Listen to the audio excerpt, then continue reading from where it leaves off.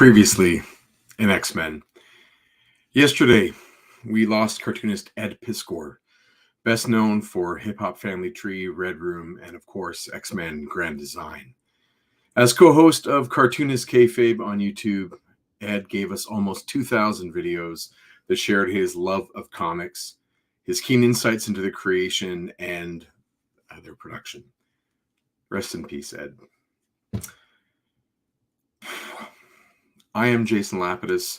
As you can see, there is no Chris Sanagan here tonight. We are Group of Seven Comics. Welcome to episode 115 of our ongoing Tuesday night live stream read-through of the X-Men comics that became classic. As we continue the previously in X-Men sub-series, previously on X-Men 97. And tonight I will be breaking down episode 3 of the new cartoon, and the read-through of X-Men and Alpha Flight number 1 will be pushed back due to illness. If you can figure out who's not feeling well tonight, and let's just, of course, wish Chris a quick recovery. I told him he needed to rest up for the big Leaf game tomorrow night against Tampa Bay. But in reality, you know, he's got his life, his job, his wife and 2 kids and 2 dogs and all that mishigas. And I'm hoping he'll be well enough to hang with me this weekend at Toying Around Toy Con in beautiful Thornhill, Ontario, at the Thornhill Community Center, my home hockey rink as a kid, where Chris and I will be there. We will be, of course, selling and signing copies of Group of Seven Most Secret Tale, the new expanded edition, as well as some other issues that we have on hand, copies of some Peregrine's comics, and I think I will be selling a ton of action figures too from my collection that I've been holding on to for decades in some cases. So that should be a really fun event. I'm very much looking forward to the hang with Chris and so many other nice people in the community. Lots of great, obviously, toy collectors. But Paul Sun-Hyung Lee, famous for being Mr. Kim on Kim's Convenience, Uncle Iroh on Avatar: The Last Airbender, and Captain Carson Teva on the latest iterations of Star Wars. He'll be there too, as well as, and appropriately themed for our show, Cal Dodd, the voice of Wolverine. So that's going to be a blast to be there on Sunday, April 7th, the Thornhill Community Center. I can't wait. I can't wait just to go home in that fun sense and to be there with lots of fun people. So that should be a good one. Hope everyone's doing okay out there. Putting the heavier stuff aside, I'm going to try not to go there for me because I know I will spiral out. So I'm going to keep things light. But obviously, if anyone needs to talk, I'm not a qualified person to come to, but I would never turn anyone away who needed someone to chat with if they're having some tougher thoughts and tougher times. There are a lot of people in the comics community who are struggling at the moment, and we are all here for each other. And there are lots of places to go. And of course, off the top of my head, nothing. The numbers I need to recall, I didn't prep for that, so I should have pulled them up. And maybe someone will post something in the chat as to a number we can call if we are in need of some emotional support. Yeah, Aaron Broverman, how are you doing, man? You are in my thoughts regularly anyway, because you are a great human being and a wonderful person in comics and in real life. And you are the person who put me on to Cartoonist Kayfabe in the first place.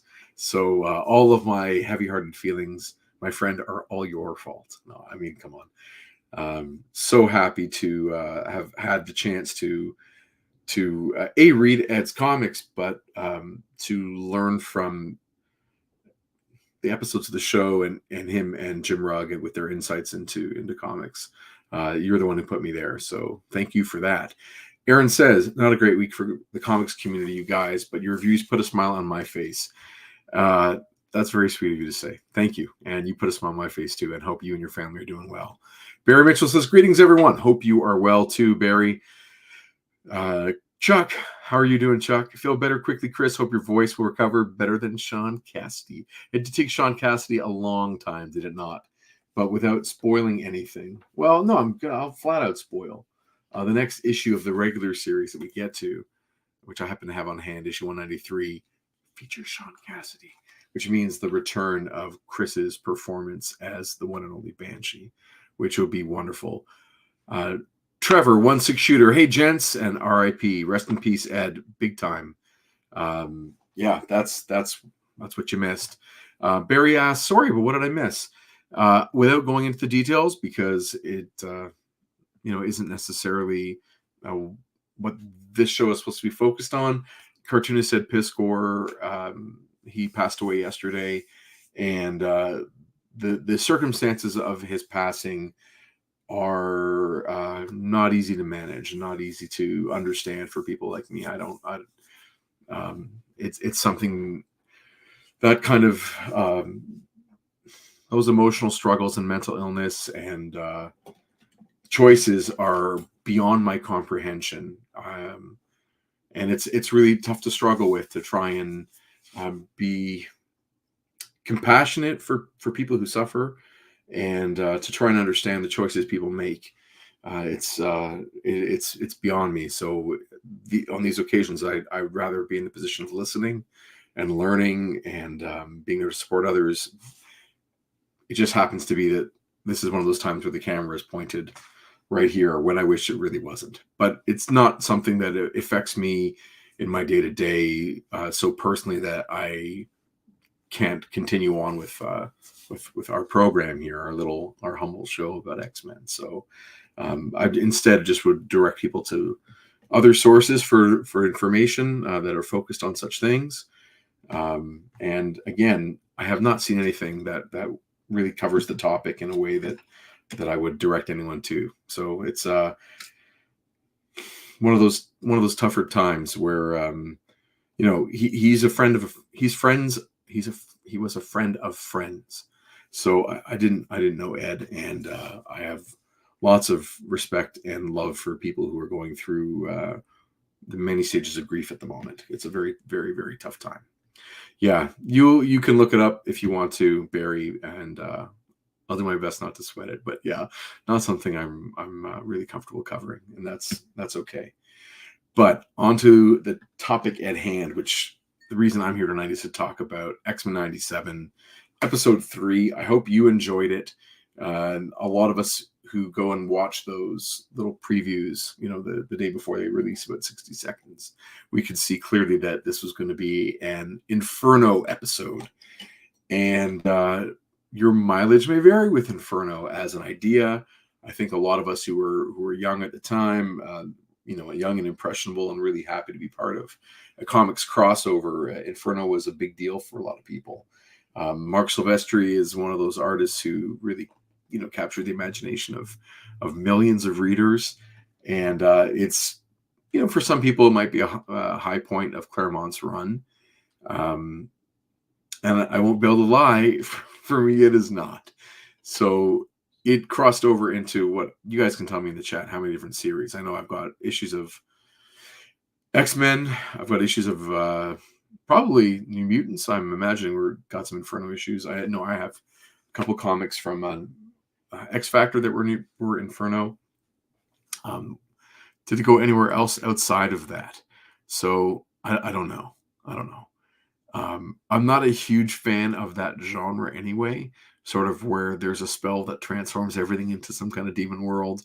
And I mean, I think for me as a reader, I always had trouble believing in the stakes, because if a spell or someone's projection can transform everything into hell, that means the same thing can happen in reverse. So what is actually at stake here? I don't always know. Oh, Excalibur too, for sure. Thank you. It would have been in issues of Excalibur. I was collecting Excalibur at the time, but I do not remember which issues covered this. Oh, Jean and Logan's kiss. So that would have been, was it the first time that in the comics where Logan found Jean Grey to be alive again? So when spoilers, this is not in the moment in time that we're reading in X-Men. We're only at 192 going into the Alpha Flight X-Men, or X-Men and Alpha Flight limited series. So Jean has not come back from the dead yet. So I feel bad for our buddy Chris, who won't know what's going on with any of that. But I was reading it as a contemporary, so I do remember all that stuff. What do you reckon the attraction to these kinds of stories are for Chris Claremont? So now we're asking for, Chuck is asking for speculation, and I'm happy to speculate. I think the attraction is play. It's I think he likes to jump genres within the superhero and heroic story. So he likes to go and bring in sci-fi elements. He likes to bring in, as we saw a couple weeks ago, some sword and sorcery, and this is into, I guess, fantasy and the macabre. So I think he likes to play around with those different things, and I think that's part of the fun. I also think that he is, or I should say, was, at the time, not planning too very far ahead. So at the moment where we're reading in X-Men, which is right about here, we have a version of Phoenix that has come from the future. So it's Rachel Summers, Scott's daughter, and she is embodies some elements of the Phoenix Force with her telekinesis, telepathy, and she has a fiery Phoenix projection. So Chris is hedging bets. He's got a version of Phoenix that is from the future. He's got a version of Jean Grey that is, we don't know, a clone or something in Madeline Pryor in the comics.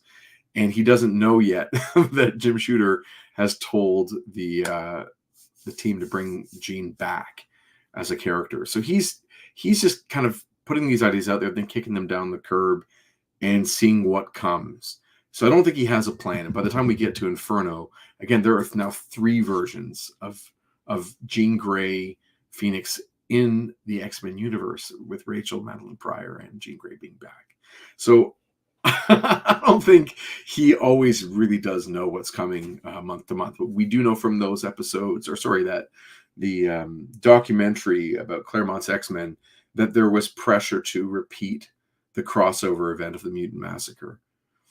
So that him and Louise Simonson and Anna Senti would kind of brainstorm and come up with this idea how you can do something sprawling and have comics that maybe are one-offs with that brand of Inferno on it. So there was pressure to repeat that annual thing of that crossover for a long time, and we got that. And you could argue that each time there was diminishing returns in terms of story value. But I guess the really most important thing is, as a kid, if you love it, you love it, and that's really all that matters, is that you get something out of it. For me, this one did not hit, and so when this issue came up, when this episode came up, I am invested in the show to a point, and we'll see what happens here. Barry Mitchell says, no, he found her scent in early 200s Uncanny. He was so freaked to catch her scent, he smacked Storm and knocked her out. Right, but he doesn't actually meet her, right? He doesn't know if it's his mind playing tricks. It was when he's in the sewers in the Mutant Massacre, I believe, he smells her, and he's obviously disturbed by it. Inferno was crossed over in one of the Spider-Man titles too. Yeah, just like how the Mutant Massacre also crossed over into Thor. I mean, whatever, a title here or there, all in good fun. Let's hop over to episode 3, and we can start with the characters being on the couch as Jean scans the unknown Jean. Like the episode basically starts with a unconscious, hospital-gowned, dirty Jean Grey coming to the door of the mansion looking for the X-Men. And so the Jean that we know, the one that's been here for the last 2 episodes, gives her a mind scan. So this is maybe a really important thing, like a big departure from the comics, is that the Jean that's the clone is fully a clone of Jean Grey. It's not some unknown person that doesn't have powers. This is a full-on member of the X-Men, Jean Grey, who doesn't know that she's not Jean Grey, which is kind of, an interesting retelling of that story, right? Like, I'm a big fan of every time that things have a new version, it's an iteration. Like you get to tweak parts of the original story that maybe would resonate better. And, for better or for worse, having the comics version of Madeline Pryor around for, 50 issues before she becomes the Goblin Queen, maybe that isn't the version that will become part of like popular culture in a bigger sense down the road. Maybe there'll always be that idea of like a Jean clone, as opposed to years of her being Madeline Pryor, et cetera, et cetera. I found it really funny in the show how like this woman comes in, she needs help, and they put her on the couch in like the family room, kind of, and Beast brings up medical equipment to take care of her in the family room, as opposed to bringing her to the lab where everything is, or the infirmary. They kind of make this comfortable spot for her in the family room while everyone hangs out there. So, he took the time to move medical equipment, but didn't take the time to instead move her to the equipment, which was kind of fun. And really quickly, Beast gets those DNA results, and he confirms that Jean Doe, as Morph calls her, Jean Doe is the real Jean. He compares it to a technique using radiation to carbon date to figure out who's actually older, and the unconscious one, the Jean Doe, is the real Jean. And it was a pretty shocking moment, and again, found it funny that once they revealed that the one who's standing, the one who they've just done battle alongside, against Sentinels and against the Friends of Humanity, everything, the one who just delivered a baby, nobody sides with her in the room. Everyone puts their head down. She's like, I'm the real Jean. Like, forget your results. And everyone's eyes drop. Like, no one decides to side with her. So I look at this as, the way I can rationalize it is it's compressed storytelling, meaning that like everyone comes to their inevitable conclusion of not siding with her instantly, because there isn't time for months and months of drawing this out, and each person having one-on-one time with her and the clone, and the unconscious one, where they each figure out where they fall. Everyone just falls instantly. So whereas the story might have actually been healthier as a narrative if it had happened over weeks and weeks, it just happens in a minute, and everyone is like, nope. Hank's results, we're going to go with that, and we're all going to drop our eyes and not even talk to you. So she, of course, is very, very upset by this. And no one reassures her. No one says, I support you. You've been my friend. You've saved my life. They all just drop their eyes. So the next scene is in the baby's room, and Scott and Jean get to have their moment. And Scott's not really on board. He doesn't know what to do. He's kind of pathetic in this one. I understand the character being shook, no question. And then there was a really fun reveal of Mr. Sinister talking through the baby monitor. And I love the idea that while Jean is with her baby in the room and the lighting's going and it's all dark, somewhere in a dark and creepy lab, there's Mr. Sinister holding a baby monitor where he's, tuned into that frequency with the sister piece of or a copy of that set of baby monitor. Or he's in his lab, but that's the device he's using. He's sitting there all creepy holding another baby monitor. I like that idea in my mind, but it was a good creepy idea that he speaks to her through the speaker there. If you know anything about baby monitors, of course, that's that piece that's by the baby's crib. That's the microphone. That shouldn't have been a speaker. The speaker would be somewhere else, wherever else the family goes, but it's the microphone in the room with the baby. Anyway,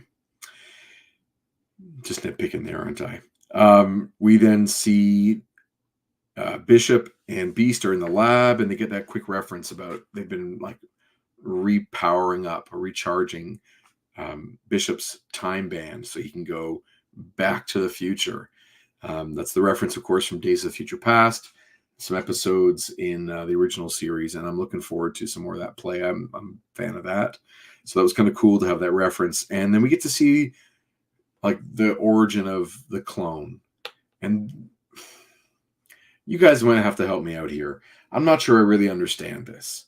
So Mr. Sinister has both Jean and Scott captured in, I think, season 4 of the original animated series. So we can assume during that time he extracts DNA, he figures out what he wants to do, but he makes a clone of Jean. Why? He keeps the real one. He makes a clone, puts the clone in the place of Jean, and then eventually gets the baby, which is what he wants, right? He wants this baby. But why clone Jean? Like, he didn't change her so that the baby would be something different. He wants Jean's DNA and he wants Scott's DNA to make the baby. He's got that. Like, I wonder if maybe they're just putting these pieces into the show to make us happy as fans. Like, we got to see Madeline Pryor, but it doesn't actually change the show. Doesn't like improve the story in any way. I'm not sure I get it. Yamau says, I'd assume he has some level of control over the clone.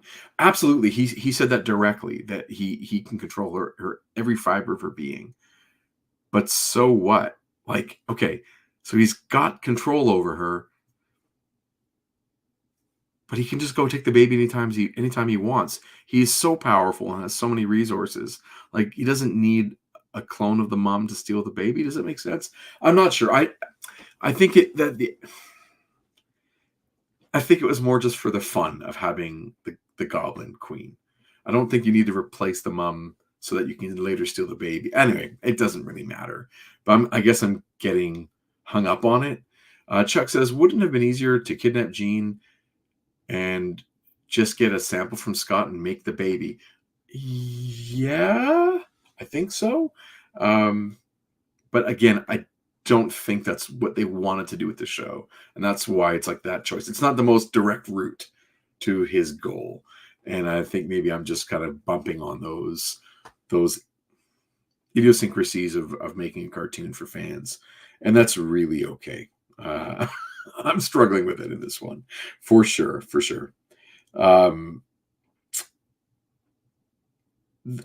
Then she transforms into the Goblin Queen for reasons. It's cool. She puts on that, she changes her clothes and she makes the house all neat. And she says, they shall know my Inferno, which is really dramatic. I want to make sure they get the name Inferno in there for, again, reasons. And she transforms into the Goblin Queen uniform, or costume, I should say. A uniform would be worn by a group of people all wearing the same thing. This is one person wearing a thing. So it's her outfit. And, this is, of course, really toned down from the comic, which was a very bad girl cheesecake misogynistic outfit. But I did note the difference between what they produced in the action figure, the Marvel Legends figure, and what they showed on the show. So on the show, her boots are thigh high. On the action figure, the top of the boot, that cut, is then just a lighter black, I guess a dark gray to the top of her body or her torso. So they didn't have that bare top thigh thing, which is kind of just a difference, not a big deal. There was that fun moment with the Danger Room where Wolverine and Gambit and Morph come out. And Morph is teasing Gambit that, Rogue has a lot of training scheduled with Magneto, just playing on some insecurities. So each of these characters gets a little insecurity moment there where, Gambit gets the idea that he's lost Rogue to Magneto, and they have the reference, of course, the Savage Land costume or her torn clothes that Jim Lee drew in Uncanny at the end of Chris Claremont's run. We get Morph having some nightmares about what his connection to Wolverine is going to be, how his relationship will go, and if Mr. Sinister still has control over him. We get Wolverine getting upset about... actually, did they even deal with Wolverine in that? I don't remember. But we'll move past it. So they each get their little their nightmares. Oh, Morph's thing was actually about his secret, right? So that everyone knows your secret, Morph. And you can decide what you think that secret is. We do know that Marvel Studios has not been shy about how they want to portray Morph and his role within the team and his role in terms of the diversity that he represents. And it could be that they're alluding to, some sort of secret in terms of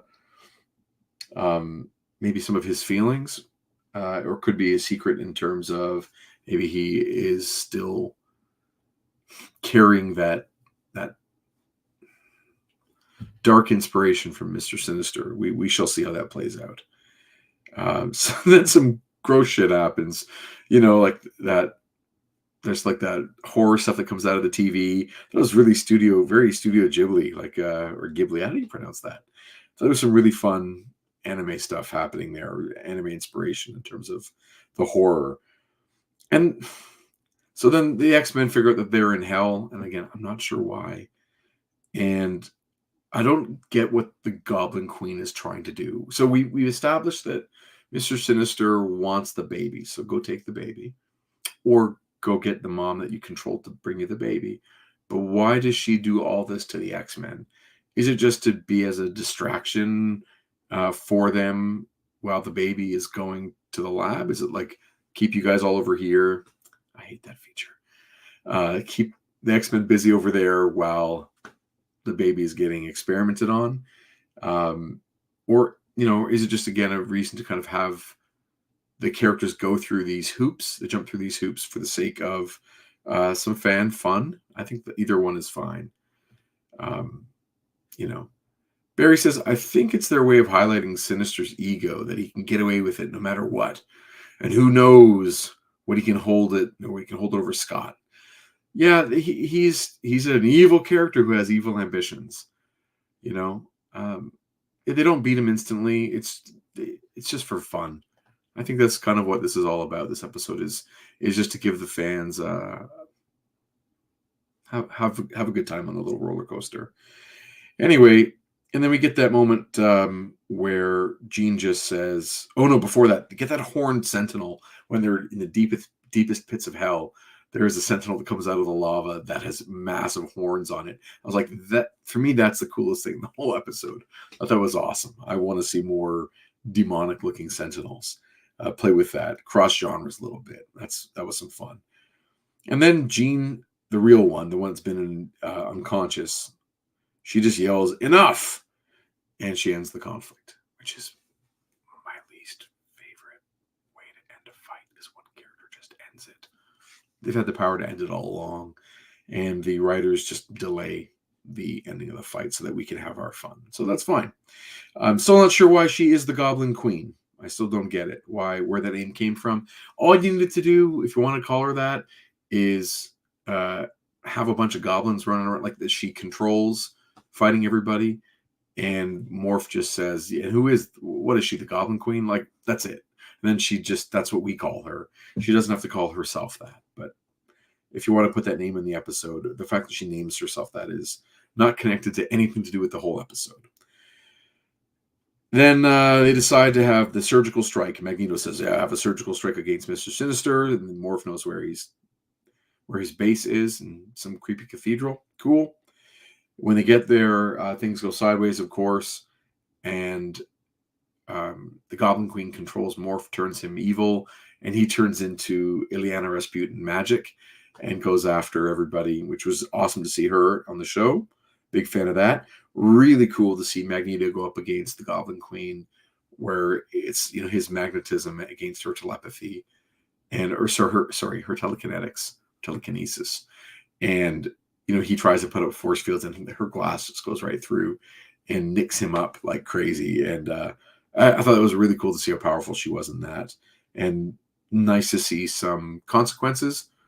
All right, some battle damage in a fight. I'm happy to see that. I really do hope sometime in the series we get to see Wolverine use those claws in a more potent way than what we saw in the original 5 seasons.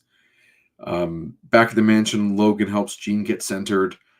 And when she sort of comes to and, she's back to her regular self, she knows who she is. She knows what she's missed. She ties her hair back. It's like, okay, now we're going. I thought that was kind of cool. Just that I like those little things where it's a good cartooning thing where like you've got two versions of the same character. You have to distinguish them. So our Jean, the original one, hair tie back. Okay, good. The Goblin Queen hair is loose and crazy. So I thought that was a good bit of storytelling through character design. And again, Jean just decides to sort of end the conflict through her levels of power. So she goes to the astral plane, and we get a cool flashback to the first meeting with Professor X when she's a little girl, which is, we got to kind of see a couple versions of that in the different X-Men movies. We saw a flashback to that in X3, The Last Stand, where they de-aged Patrick Stewart and Ian McKellen as they go to visit young Jean Grey. We also saw a version of that in the movie Dark Phoenix. So I'm kind of happy to see another version of that again in cartoon form. Weird to hear the new actor do Professor X, but so be it. And what else do we get to see? Oh yeah, her friend dies, which is one of the first time in the comics, at least, that was sort of where she realized she has the ability to feel someone else's feelings, to be empathic and telepathic. She senses her friend's thoughts as the friend gets hit by a car, and it's obviously traumatic for her. And then as she goes through talking to the Goblin Queen, there are these memories that go by. And this was, again, total fan service, but the kind that I like, because we get to pick and choose, right? And the fan service that I loved was seeing these references to comic book covers.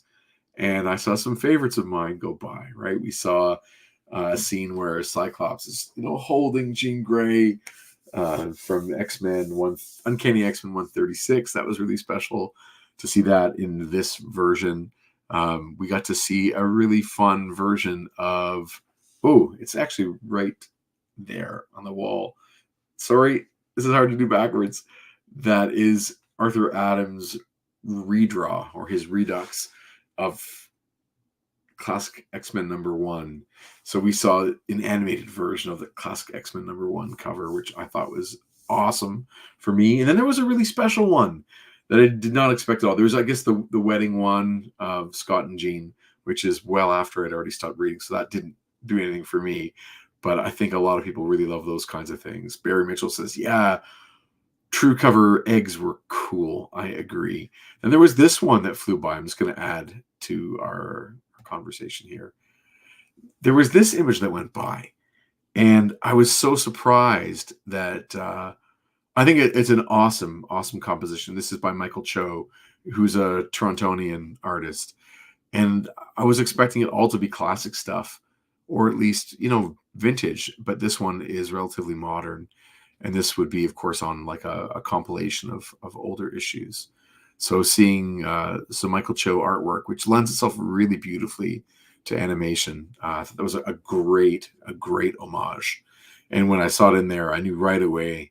His composition is like top notch, and the way he renders is really cool. So I was really happy to see that there. Chuck is like, oh my God, I love that image. Me too. I have, where are they? Oh, I think I put it on this wall here. I have a couple of Michael Cho prints. He often exhibits at Toronto Comic Con, or usually actually Fan Expo, and he just covers his table in prints and just sells prints for a couple days. And when they sold out, he just goes home. Even if it's Saturday, he's like, man, I'm done. I sold everything by Friday. We're all good. So just also meeting Michael Cho in person, he was super cool to talk to for me. And, I think we were just put out the 5th issue of our ongoing series. It's in Group of 7 Most Secret Tale. It's the 5th chapter. We just put that out in a single issue.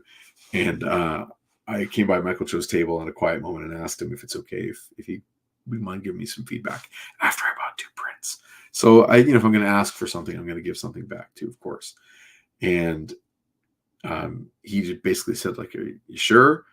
And he gave me a once over, and he's like, okay, yeah, you're old enough, you can take it. And he gave me some good critical feedback, and we made some small talk too, and he was great. Gave me some excellent tips moving forward, and I've taken what he said to heart ever since. So there was a technique I was using in that issue. He said, get rid of it. It's not part of your style. It's fighting with your style. And he was right, and so I took it out of my repertoire, and at least out of my repertoire for those kinds of stories. Very cool to talk to. Love that guy. How have I never heard of Michael Cho? You know what? I don't think he's really common for doing ongoing series.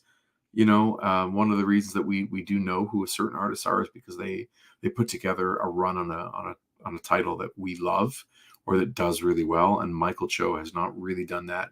He's done a lot of indie stuff, a lot of non-superhero stuff, but his superhero work is often covers, and they're often retro covers. So he's one of a couple artists that have taken over kind of where Darwyn Cooke stopped after, of course, Darwyn Cooke passed in, what was it, 2017 or 2016? So when Marvel or DC puts together like a Silver Age hardcover, Cho often does the cover of that new anthology or that new book. And so you can find his work. That one is his right there. That's a Fantastic Four piece. So this is like them as they come out of the rocket. It's like there's the crash ship, there's Johnny, there's Reed, there's Sue, who's just done in white, and the rest of her is invisible. There's no line art on her. It's really cool. And of course, there's Ben Grimm. He's really good at doing these like pieces that use depth of field, like characters around the shape of a comic book cover and in interesting compositions. He's very graphic, and he has that classic timeless style, and lots of great covers from him. Marvel put out a bunch of manga, scholastic sized, this size, like 6x9, trades of their 60s work. So like you get like a new Thor trade. Let me see.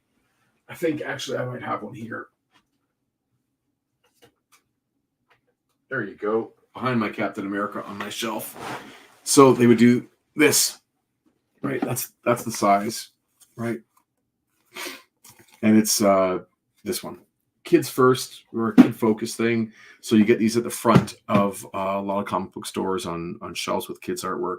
And that's not a classic Kirby cover. That's Michael Cho doing the cover of something from that era.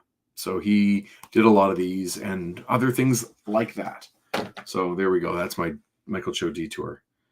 Did he do the artwork for Justice League New Frontier? That would be Darwyn Cooke, of course. So Cooke wrote, penciled, and did all the covers for New Frontier. Did some of the inking. Jay Bone did the rest of the inking. And Dave Stewart, I believe, is on colors for New Frontier. If you like New Frontier, obviously check out everything else by Darwyn Cooke.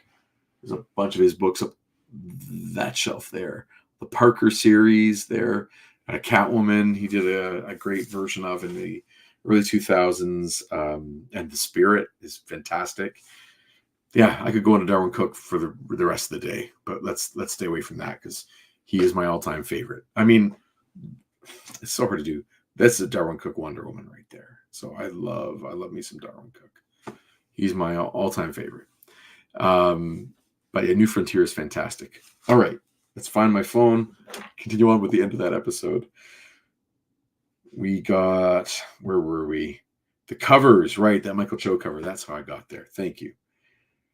Big thing for me. I love those. Those little Easter eggs are very cool. They rescue the baby, and of course, Nathan has the techno-organic virus, which, again, us comic people, we are familiar with the techno-organic virus. It is a thing connected to the being known as Warlock, and it will like wipe out. It becomes like an epidemic, and we know it also as being like connected to the character Cable, who is Nathan Summers. So the baby has the virus. Bishop from the future is going to take the baby into the future, and we're not going to see him again until he comes back as an adult, as Cable, who you might know Cable from Deadpool 2, as played by Josh Brolin. Or maybe you know Cable from your action figure collection from the 90s, or maybe from the comics. But it was kind of fun to tie all that in. But that was like a lot of comic book references shoved into one episode. A lot happened there that really could have been drawn out. But like I mentioned before, it felt like it was very condensed storytelling to move things along, for better or for worse. Then Bishop takes him, back to the future. Cool.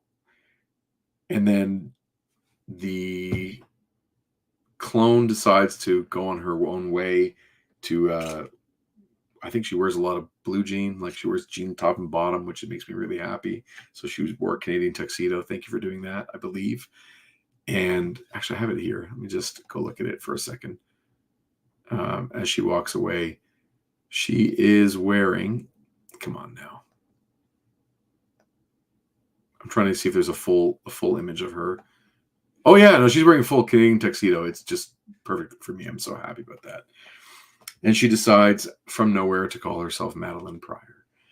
Again, it feels like that's just a thing for fans, just to give her the name that she had or that a character had in the comics, but it's not something that is sort of meaningful in any way to the show on its own. So if you're just watching the show, if you've watched every episode from season 1 all the way, and now you're in X-Men 97, Madeline Pryor doesn't mean anything. The name has no bearing, but it's what obviously fans like me kind of want to see. But it doesn't serve the story in any particular way yet. And I don't think it's going to. I think it just does. Then that scene ends. She leaves. She walks away. They don't even give her a ride to the bus station or anything. They just don't care about her. They don't care what they've been through battles together. They just let her go. I thought that was really cold. And then we get a scene at a bar, I think in Texas, and it's Storm in her 1980s Paul Smith punk gear, which again is a huge thing for fans. We all want to see that. I'm really hoping that they make a new version of that figure on a new buck, pinless, with the new head as a Storm. I have the other one they made. You guys can tell me what wave that was in. It wasn't the Juggernaut wave. Was it like a? I don't remember what wave it was. But anyway, I want that new figure. So hopefully Hasbro will make that. And she's sitting at the bar watching TV. There's talking about something, a heat wave going on in Dallas. And then she is approached by the man known as Forge at the bar. And hopefully that leads into the story we just read on our show a couple months back called Life Death. So Life Death Part 1 we covered in the show is one of our most watched episodes. And Life Death Part 2 will be coming up in a few more weeks. I think it's around issue 198. So we're about 5 issues back from that at the moment.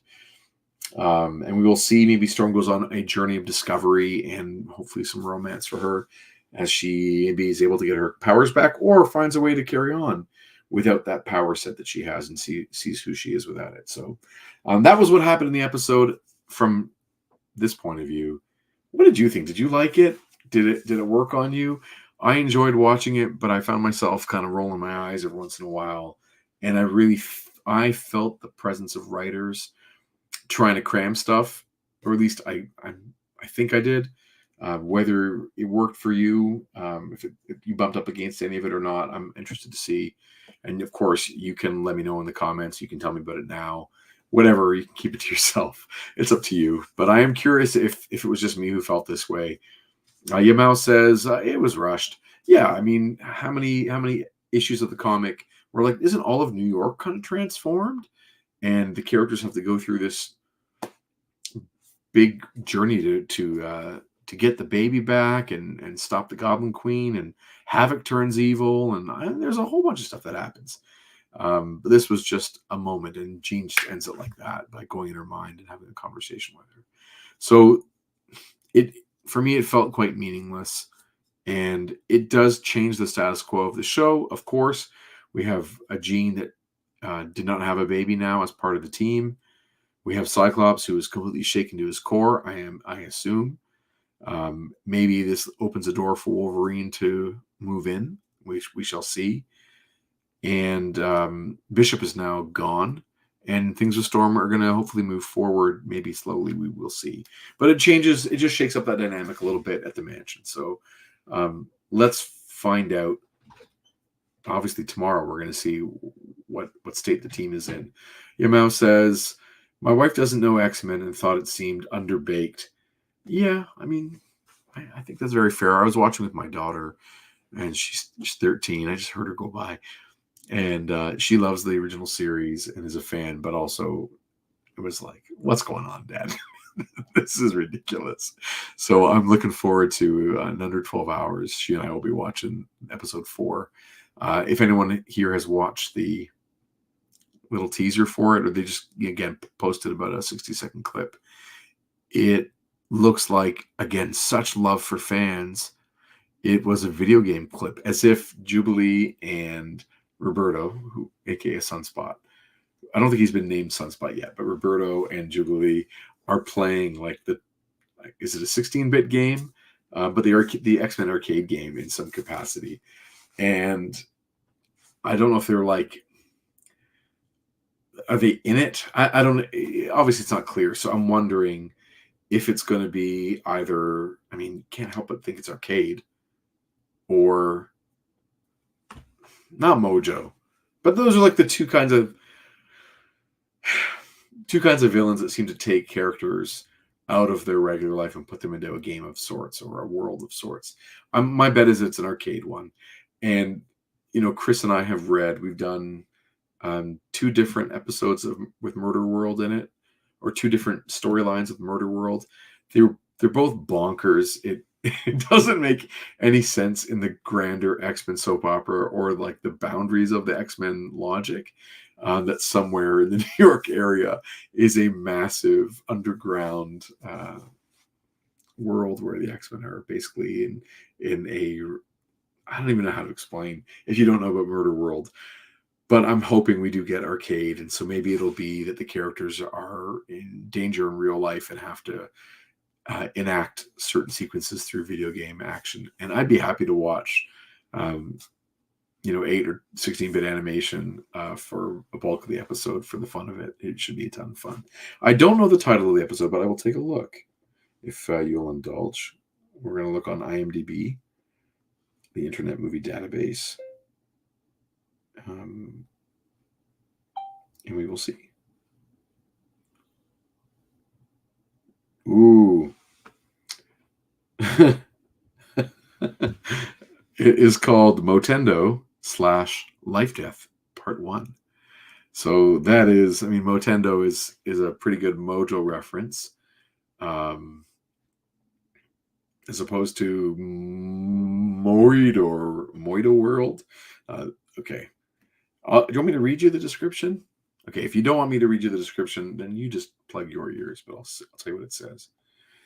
It says, on her birthday, a nostalgic Jubilee is forced to relive the X-Men's greatest adventure when an entertainment system transports her into a 16-bit video game. I'm in. We're going to get that story going along while we get Storm moving forward on her journey to discover what she's all about. So that will be fun. Chuck says, I can do with a lot fewer Easter eggs. The first episode felt like it was in conversation with the books, but it's starting to feel like the references are just low-level fan service. Yeah, maybe. I hear you. Barry says, I think Mojo in the comics was just an excuse to intro the X-Babies. Yeah. And just to have them in another world. Again, it's just that thing where, Claremont's going to throw them into fantasy. He's going to throw them into alien thing. And it's just, they were just having fun. They were just trying to put out comics every month and just have a good time. The real things that mattered. You'll hear Louise Simonson say and Innocenti say, if it was up to Chris, it would have just been characters talking, going through their drama. It would have just been My Dinner with Andre.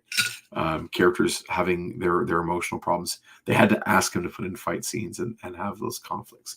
So he wasn't as invested in the fights and the physical struggles as I know I was as a kid. I wanted to see that all the time. The X-Men go to war, with whoever. But he was interested in the characters as people, and that's totally fine. Hey, Ali, how are you? And give Longshot something to do. Yes, hopefully we get some good Longshot in this one. That would be a lot of fun. Mojo was from an Innocenti mini, yeah? Yes, Mojo first appears in the Longshot miniseries, which is like a 6-issue miniseries, which is the debut in Marvel of Art Adams.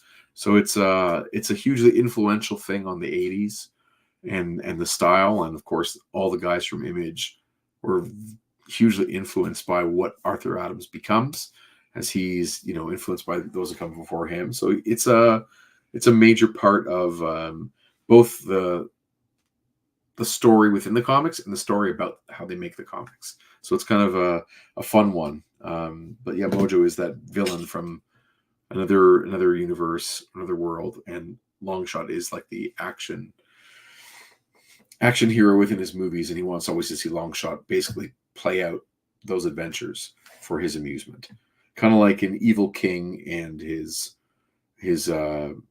jester or his muse of some kind, you know. So we'll see how that plays. It should be a lot of fun. I do not think I'm going to wake up. I don't think I'm going to wake up at 3 in the morning to watch it. I think I'll wait till about 7, watch with my wonderful daughter, and we'll see how that reads. And of course, we'll talk about it again next week. Ali says, what I found disappointing is that they had so much time to work on this, so much time to get it right, so much time to develop more episodes than the bare minimum number, and just didn't. Yeah, you know, they did have a lot of time, but maybe they also wanted to, like, if one of the executives says, listen, we knew Disney would only give us 10 episodes, so we just wanted to pack everything we think you would love into those 10 episodes. If they say that, I get it. I get they really can't do the most possible. I mean, really, I could go with another 5 seasons if they want to pull the taffy and let things breathe. I'm all for it. They could do a 4-episode detour, just put Wolverine in Japan. I'm happy with that. They could do origins on all the characters. They could go back to the original versions, you know, when they're in their blue and yellow or black and yellow suits, and do some old school stuff there. They could do whatever they wanted. I'm in for all of it. But I do get they do have to probably rush and just get this thing out there, which is, I think, more about Disney than it is about the people who make X-Men. That's just my take on it, though. Barry Mitchell, yeah, Arthur Adams, possibly the most underrated artist in comics, in your opinion. You think he's underrated? Oh, man, maybe just because I'm in the echo chamber of Arthur Adams stuff. You know, there are like books there that are just Arthur Adams art, and his stuff's on my wall. I think about him every day. So he's not underrated in this household or in my studio, but maybe out in the wild, because he, again, hasn't done a big run on any particular series. You know, you can collect all of his sort of 80s work in a handful of comics, because he took a lot of time to do each page for the most part. But I love that. I love his artwork so much. And I had the pleasure of meeting him too. I got to watch him draw. He let me go behind his table and watch him work in someone's sketchbook, which was a real honor. It was so much fun.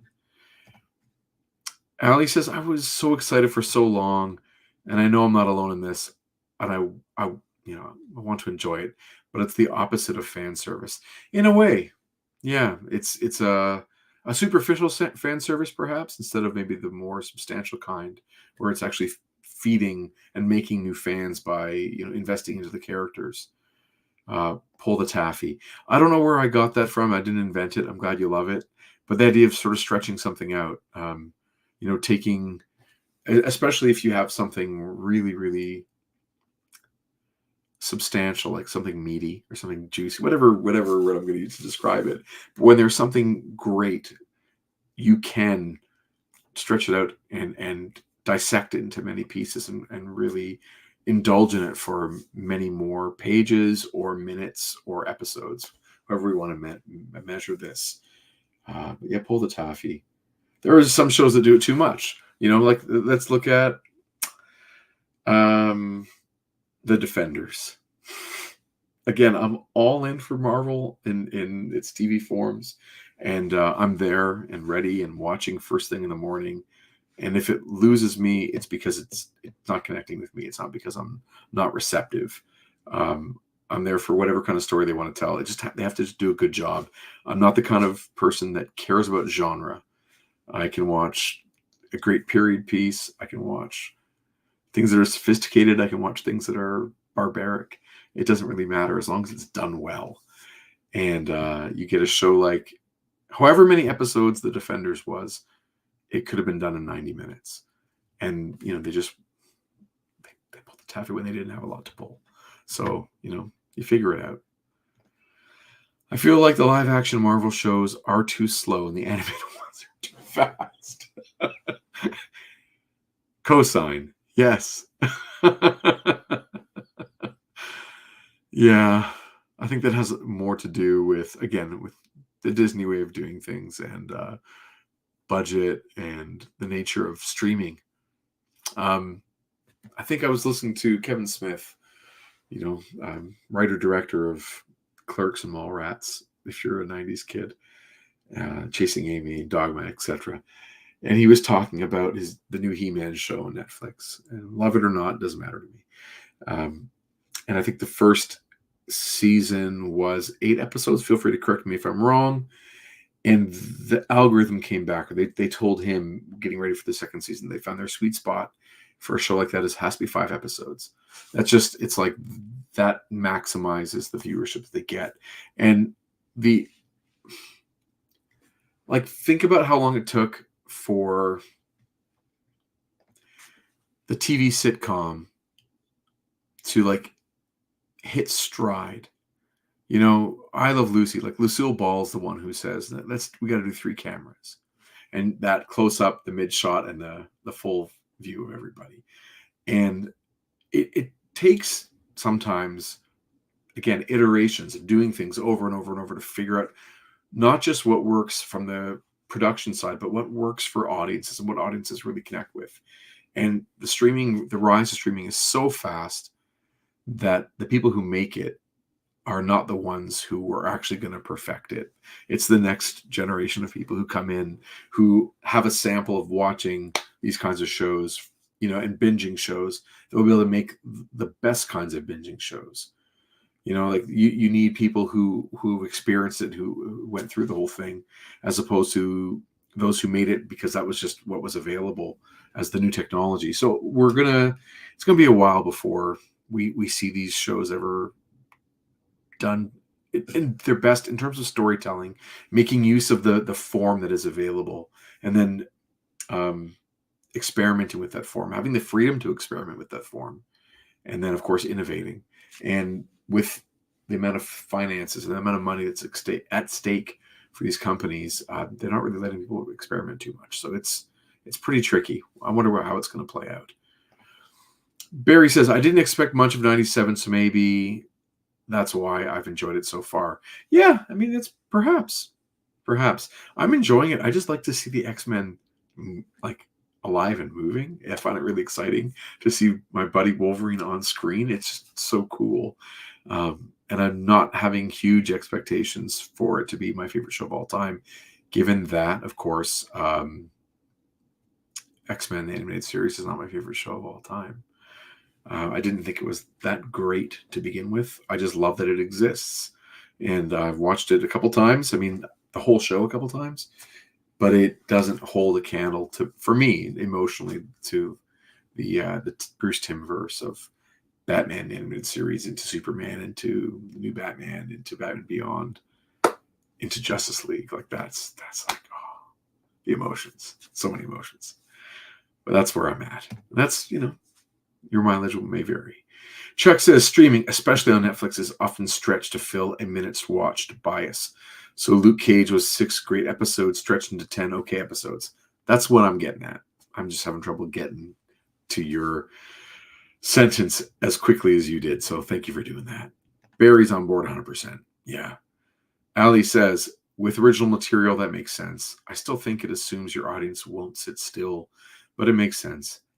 X-Men is not Stranger Things or Motu with no source material, for sure. Can you imagine if there was almost a 1-to-1 adaptation of the best of the Claremont run right through? It would be unbelievable. Yamal says, I've enjoyed it so much, but mostly because I love X-Men. Yeah, I've enjoyed every episode. I've watched them multiple times. I think they look slick, and I'm enjoying the character designs, and I'm playing with my action figures from each of the characters. So I'm all in, and I'm looking forward to the 16-bit one tomorrow. That should be a lot of fun. Yeah, I would love a 1-to-1, but that's what the books are for. I guess that's why they're so great. And they're also, I mean, if you've been following our show, it's 115 episodes. Some of the comics are not that great. There are amazing things in them, but I think that's the magic of a comic, is that because, oh man, this is going to get very theoretical. Because the image is still, each of the images is still, our brain, as we read them, we do a lot of the work to bring the characters to life. Like we bring the voices, we bring the speed, the action. The artists, writers, they can direct us, but we do a lot of the cognitive work on a level that we don't always even understand. And the more of, this is now an opinion thing, the more of ourselves that we put into the texts that we enjoy, the stories we enjoy.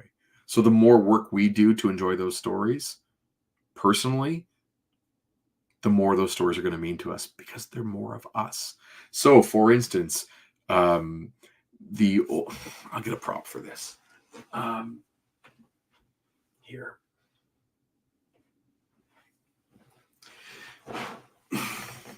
This Luke Skywalker here. Okay.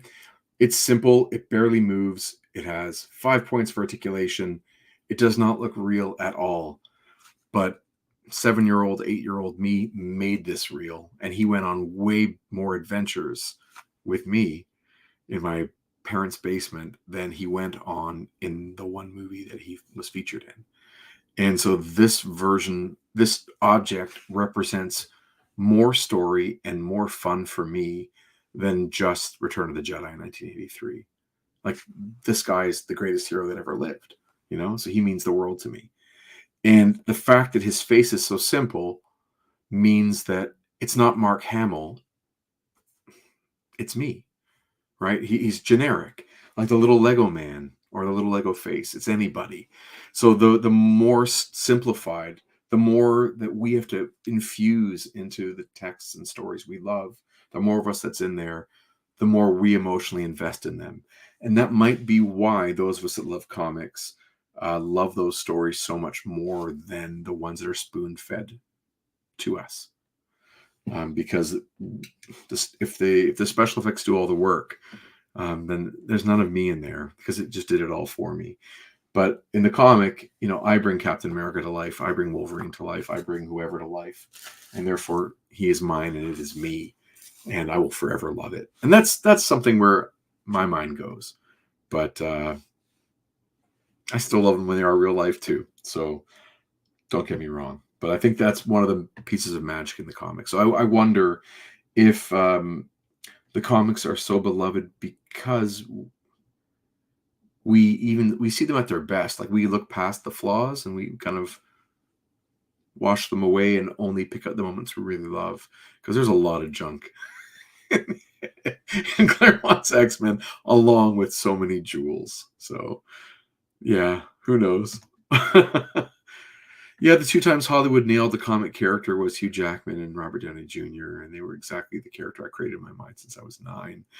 I mean, that's crazy. The Wolverine one, he obviously, the size difference wasn't a barrier for me, but he embodied, you know, what was in my head too.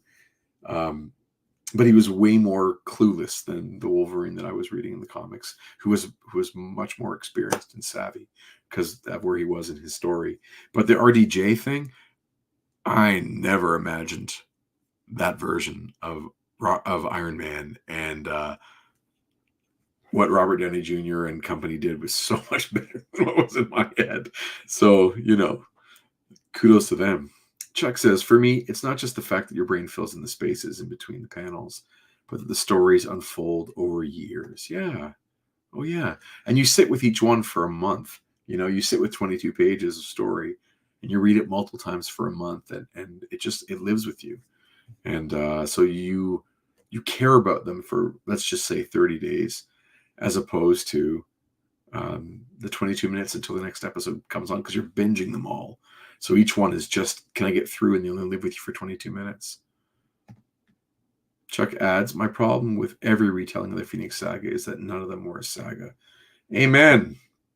Amen. Maybe the word saga is a little bit overused. My friends, we've been going for an hour and 5 minutes, which was about 45 minutes more than I intended or expected. So we should call it a night.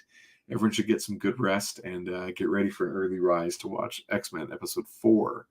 X-Men 97 Episode 4 tomorrow, which should be a blast. Of course, you can find me this way, at Jason Lapidus Art on Instagram and Group of 7 Comics on all the socials.